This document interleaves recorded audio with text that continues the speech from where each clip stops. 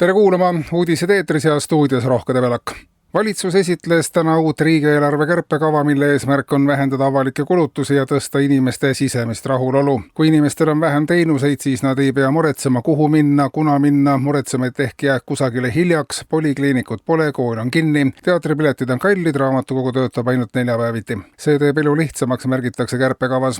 Valitsuse kommunikatsioonibüroo avaldas ka brošüüri, kuidas õppida armastama kärpeid, milles soovitatakse kodanikul asendada näiteks bussisõidud mõtterännakutega ja kasutada sotsiaaltoetuste asemel hingelist tuge. Inimesi ei kärbita mitte vaesemaks, vaid vaimselt rikkamaks, lisatakse valitsuse teate lõpetuseks.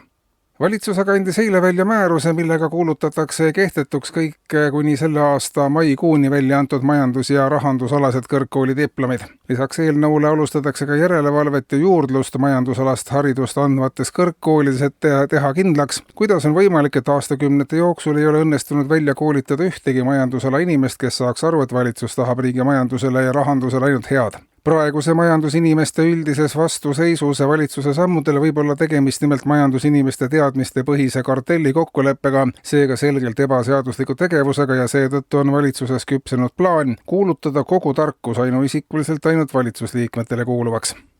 Tallinna linnavalitsuse pressiteenistus aga teatab, et linnaametnike kasvavad töötasud ja preemiad võivad tekitada linnaelanikes küsimusi ja ennekõike peavadki need küsimused tekkima. Linnal on linnarahvale sõnum, siin maailmas ei juhtu midagi, kui sa ise ei tee. Linnaametnikud tahtsid suuremat palka ja pidid seda ise tõstma. Kui linnaelanikud tahavad suuremat palka, siis peavad nad endal palka ise tõstma. Linn ei saa inimeste palka tõsta, vaid saab tõsta ainult enda oma ja anda nii inimestele eeskuju, mida teha tuleb, kui raha kipub vähemaks jääma. Linnavalitsus lubab, et ametnikud hakkavad iga poole aasta tagant inimestele sellist eeskuju ka näitama.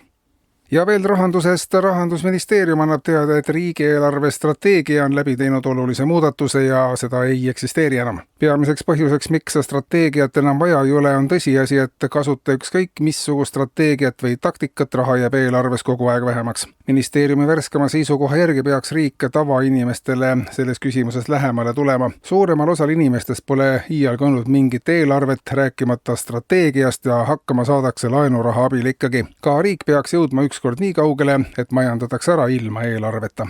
Eetris olid uudised.